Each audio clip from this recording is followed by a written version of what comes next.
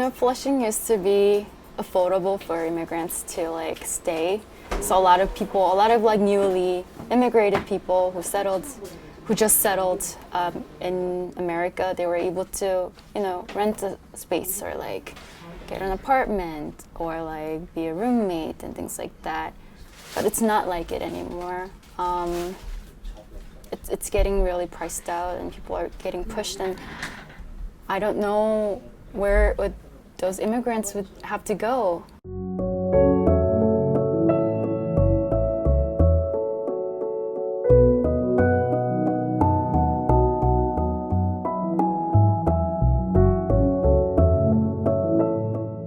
I'm an immigrant from Korea. Our family immigrated to Flushing, New York, about like 10 years ago. And then ever since that, I grew up here. We start life here, and then we're building our lives here.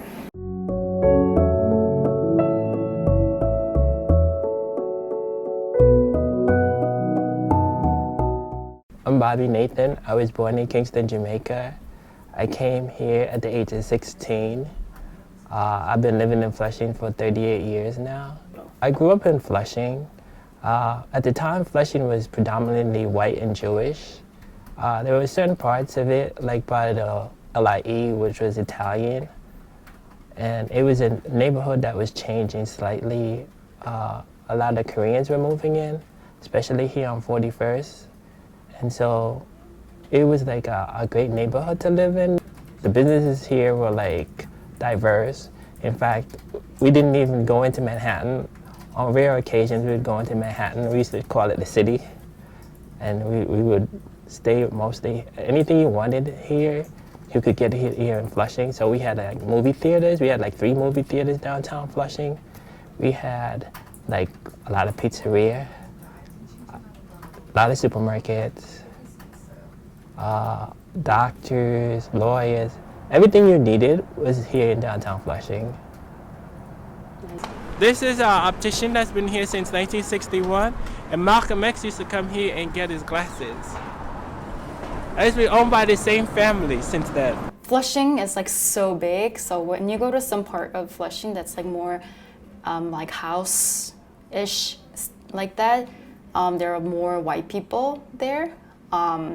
But when you go to like when stabilized part or downtown, it's like very diverse. I think 70% of people who live in downtown Flushing, they're people of color. And we have small but really historic Black communities in Flushing. We have about 20% Latinx communities. Flushing, at the time, I felt like it was like a hub for immigrant community to like start their lives here, and then I think the communities that speak the same language as other immigrant population were able to like support each other and like help each other. And I went to high school here. In downtown Flushing. I have a lot of memories coming to like Main Street, getting bubble tea with people and like my friends and like hanging out and here and there. At the time, I didn't realize, but I've been like witnessing the development that's happening in Flushing that I didn't realize at the time. Like I saw like buildings coming in, like people start going to like Skyview Mall, like to check out like what's new stuff and things like that. And there was a Korean supermarket called Asi Plaza. It's by the waterfront, Flushing Creek. Now the developers bought the site and they're trying to build luxury condos and like hotels there.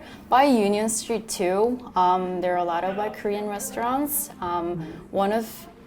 By the Union Street, there used to be a lot of like Korean grandmas like selling the vegetables on the street. Developers said they have been planning for this rezoning for like 20 years. And one of the developers has been buying a lot of buildings, especially in downtown Flushing. And ever since Mayor de Blasio announced in 2014 that he wants to rezone Flushing, right? A lot of predatory landlords start coming into Flushing and they buy more units in Flushing. There are two parking lots, two big municipal parking lots in downtown Flushing. I was there, but I also saw them. One of the developers here in Flushing, they took one of them and they start building like big condos, and I witnessed it too. When I got here to Flushing, most of the buildings were like 6 stories. Flushing didn't have these tall buildings like now, and so the neighborhood was like mostly mom and pop stores on Main Street, and a lot of rent-stabilized apartment buildings. There were actually no really condos or co-op when I got here. In the 90s, when people started to buy co-ops, and then they started to change the neighborhood to condos after that. So I went to John Bond High School, which is on Main Street. So it was like 1981. The high school was mixed. When I came here, I lived on Franklin Avenue, and then we moved 2 blocks down to Sanford Avenue, and I've been living there ever since. In that building, 13815 Franklin Avenue is where I grew up. In that building is where I moved to. So I got involved in displacement and gentrification here in Flushing because in 2016, Adam Mermelstein from Treetop Development, he bought 7 buildings here in downtown Flushing. And so Treetop Development came in and they started to work on every floor in every building. In the lobby, they started to store a lot of construction material. They took like the emergency lights out the building, they destroyed the floors, they destroyed the lobby, and the buildings were becoming unlivable. And so I started to get sick. Then they started to shut the water off and they shut the heat off. And then that made me even more sick. And so I decided that I was gonna start to fight back. I go to church on St. George's Church on Main Street, and I went to the pastor and I asked him for help. And then he was like, why don't you organize the tenants in the building? And then maybe if you organize them, we could have like rallies here in the church and tenant organizing in the church. And so I started to print up flyers, use Google Translate to translate the stuff into different languages. And then I started to put them under the door. And then people started to come to me and they would tell me what was going on in the buildings and if I could help them. I met Professor Terry Hum from Queens College, and she told me that maybe her class could help me. And there was this one particular young person, his name was Jeremy. And Jeremy started to help me with the computer because I'm old and I don't understand computers. And he started to help me to like do spreadsheet on illegal violation. Then the mayor came here to Flushing for a town hall. And Jeremy and myself, we went. I live in one of the buildings that young man was talking about. The construction has been going on for 2 years straight. This guy by the name of Adam Mermelstein. When you were a public advocate, you named him one of the worst landlords. This guy is driving us crazy. I can't hardly talk because of the dust. We've been complaining to the health department, and they did nothing. Finally, Councilman Koo and his staff, Miss Eileen and Scott, and then Assemblyman Kim and Tony got involved, and they started to write violations. But the health department did not release the report and it came back with an excessive amount of lead in these buildings. We have asbestos in these buildings. They were built before. Okay, Dr. Bassett, where are you? Come on over. What has to happen if construction's been going on for 2 years and there's been regular stop work orders? Something's fundamentally broken.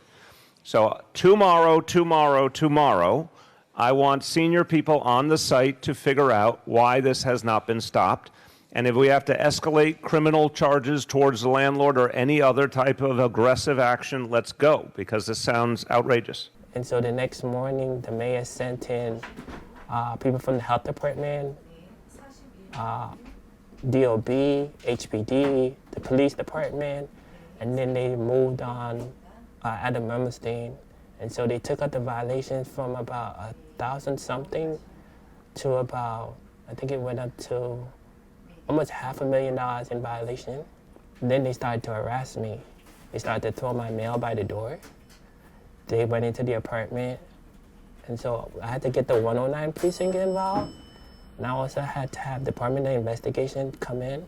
And so I came to Minquan one day and I met with Sunny, and she offered me a space and a desk and computers to use. And so we started to work together as a team. Oh, I'll just take that part out about students feeling PTSD, getting PTSD. No, you can leave Yeah. that in there. Because it's the truth. At the CV7 hearing, so should I say teacher or like somebody testified that at her school by that dozens of students felt suicidal because of their history, because their family were displaced.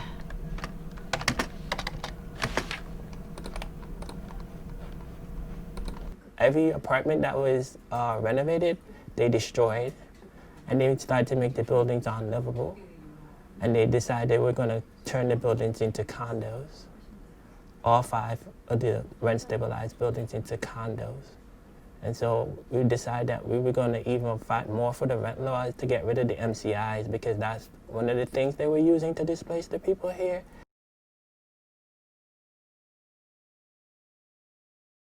I've been going to door knocking and doing outreach to rent stabilized apartment, and then try to build like tenant association with people. It's really diverse. So when I go to door knocking, I can't just use Korean and English. I have to translate all the materials into Chinese, typically Mandarin, because I see a lot of people who speak Mandarin. There is one building owned by Khaled Management. They have been charging rent-stabilized tenants. They have been charging them market rate rent for 30 years, and most of the tenants who were affected by them were Korean. Rent-stabilized building, now owned by A&E. A&E is one of the worst landlord and predatory landlord in New York City. A lot of people in that building, they complain that there's a lot of noise, dust coming in. It's so bad for them, and they, a lot of them have like residents who's been there for a long time. They can't stand. The landlord doesn't fix issue like repairs in houses. I think Flushing has the highest rate of converting the basement as well. So people go to attics and basement and things like that, but they don't know that it's a displacement, that they have been displaced. We also see like a lot of homeless population growing.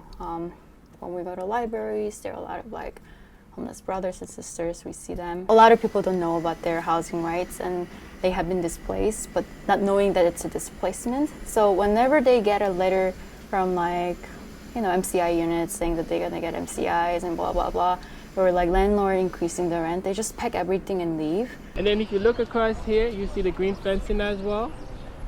Right. So you'll notice, and then if you look all the way down that block, there's green fencing. Exactly. Green symbolize that they're doing roof work and facade work. It's a part of doing it so they can get the MCIs, major capital improvement.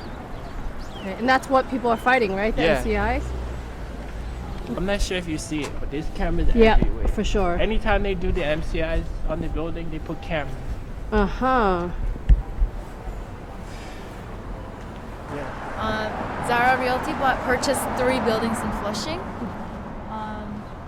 and then a few months after they applied MCI, a major capital improvement, to increase the rent. But the work, it was about the elevator that one of the building has. That work was done by the previous owner, but they still filed MCIs. And I heard people complaining that the elevator is not working anyways, even if they changed it like recently. And they are now doing like the facade construction.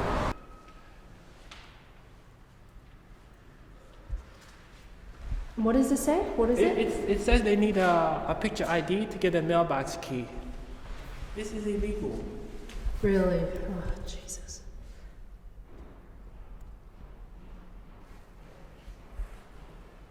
Alright, then. We do it anyway. Hi. I think as a tenant organizer, one thing that I really have been trying to do is to connect people from different backgrounds, different language, and different generations to come together and fight against this predatory landlord, predatory zonings, that stuff that will displace working class people here, especially people of color. Can you tell me what the flyer's about? It's about yeah. So it's about informing people about like what they're building now. They haven't been doing any, outreach to the community so let community know what's happening. To call Councilman Peter Koo and Queensborough President. Yeah. Hello. Wait on Bobby. Bobby's here. I'm messing with you. I'm not. Brenda, Oh, this is sorry. This is English. we were talking about you yesterday. Yeah, but you never answer your phone. I've been sick. You didn't know? What?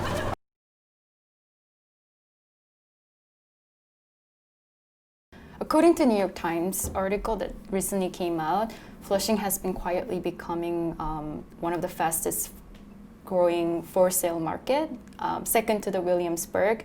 And the price of condo jumped nearly like 86% from 2009 to 2019. So there has been a lot of speculation, and I think it's really connected to the zoning. So this is the back of U-Haul, and this is Flushing River, also called Flushing Creek. I refer to it as the Doodle Water Creek because it's filled with nothing but polluted. It's just polluted. And then the other thing is, when it rains, they discharge raw sewage in here, so it smells. You can actually smell it from where I live, the way it smells. And so I call it Doodle Water Creek. And this is where they want to build a special district. And tell me about what's the special district? 3 developers came together. They want to build 11 block, 1725 luxury condos and hotels in this site by the Flushing Creek. They will get tax benefits. They want to get tax benefits by building affordable housing, but it's not really affordable to the Flushing community. If they clean it up, they might even disturb more contaminants than is actually that's actually like close to the surface. So they are like they're not sure if they should clean it up or not because they might do more harm than good when they start to clean it up. They didn't come up with the environmental impact studies, so we don't actually know how this rezoning plan will affect beyond a few blocks away from here, right? And it whole site that they want to rezone, they're in the flood plan, so it's gonna flood, but they still want to build it. Everything is on the flood plan. All of this? All of this. And they want to build luxury. Yes. Where the green is where the flood line is. Whenever the high tide, the water goes all the way up to the green mark. So if there's a flood, it's going to be 3 times as high, so you could see it will the whole entire area will be flooded. And so at the hearing, I had asked them, how are the people going to get into the building when it's flooded out? Will they provide boats, or it will be like Venice? I've watched my neighborhood change. People are becoming homeless. I go to the library and I see people that used to live amongst me and now homeless with bags in the library. I also go to St. George's Church. We have a food pantry. When we started, we used to feed 50 people. And as of every Saturday, we are feeding between 500 and 600 people every week. This is what's going on in Flushing. We have homeless people sleeping under the Van Wyck. We have people taking showers in our park in Flushing Meadow Park. Nobody sees this unless you live nearby. And my blood, my great-grandfather was the first Jewish rabbi in Jamaica. One of my great-grandmothers came from India. She was an indentured servant. Also, my blood is African slaves. This is why I fight for the people in Flushing. Everybody keeps telling me, Bobby, why you keep fighting? Why you keep fighting? Just let the neighborhood change. F&T told our church that they were going to build parking space and we'd be able to use it on Sundays because the church doesn't have parking space. They are our neighbors right across the street. And when we asked them, they did not give us those parking space. When they were building on the Muni lot, they told us we were going to get the YMCA, we were going to get all of these open, we were going to get a theater, we were going to get park. Guess what? We got none of that. There's a little sliver of a park, and when we want to use it, they said, no, we can't use the park there for any event. So I'm telling you, for 20 years, they've been buying up the lot. I'm not sure if y'all have ever seen this, but for 20 years, F&T has been buying up Flushing, block by block by block. The building at Community Board 7 is owned by F&T. This is what they've been doing. Their plan is to turn Flushing into the Asian Times Square. Can you see this, everybody? Thank you, This is Mr. not me Nathan. saying it. 안녕하세요. 저는 브라신에서 오랫동안 살고 활동을 한 안티나입니다. 저랑 제 친구들은 이 강변 재개발 계획에 찬성하지 않습니다. 사실 이 지역이 저한테는 제일 살기 편하고 집같이 느껴지는 장소입니다. 하나 저는 언태레한 노인으로서 렌터비가 너무 비싼 이 지역은 살기가 많이 힘듭니다. 매달 적은 소득에서 상당한 퍼센트의 돈을 렌터비로 쓰니 남은 돈으로 먹기 살기가 어렵습니다. 저랑 제 친구들은 전부터 노인 아파트를 원합니다. 렌트비가 저렴한 노인 아파트가 충분하게 있다면 몇 년을 기다려도 이 재개발 소식이 없는 이런 딱한 사정도 없게 될 것입니다. 제가 이 재개발 소식을 들었을 때 이 소중한 땅에서 서민들이 원치 않는 것을 지을 것이로구나 하고 많이 화났습니다.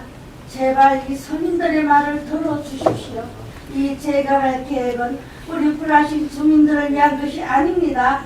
부유한 자들을 위한 것입니다. 제발 반대해 주십시오. 감사합니다. When they were building Skyview Mall, they used like BOA Brownfield money to clean up the street and things like that. And all the construction noise and the dust, it went all to the blend houses, right? But they didn't clean this side of the street. Huh. So all of this went into the NYCHA? You're saying the dust and stuff? Yeah, of course, when they're doing the construction and things like that. To see, we get stop work orders on these buildings as well because the work they're doing is not up to code. On this block, it's like we have the most construction per lot. If you look down the street, we have about 20 construction sites. It's insane what's going on. And this is on the street where the lady died as well. The large sign ripped off the side of the building just before 10, hitting and killing 67-year-old Xiang Ji as she was walking down the sidewalk. Yeah, that's terrible. That's terrible. Fire crews quickly responded on the roof, trying to secure other loose pieces of aluminum as the winds whipped. Emily Lee concerned for her and her 2.5-year-old daughter's safety as she stepped out. When we came down the stairs, I was like, let me cover her, anything. It's not safe around here, the construction. I think the people don't really watch out for the safeties around this area. Officials say this building that has several shops and a food court has 18 open building violations for illegal construction work and signage. One of those violations could have cost a life, and now this is on the minds of many here. 3 weeks ago at the corner of 41st and Main Street, a facade fell on top of a lady and it killed her.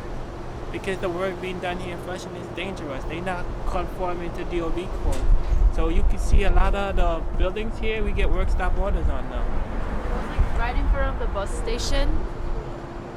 Yeah, and some politicians like blamed on the wind. It was like wind was blowing so hard or whatever. But around that area, there were like a lot, like more than seven, like constructions were going on. Yeah.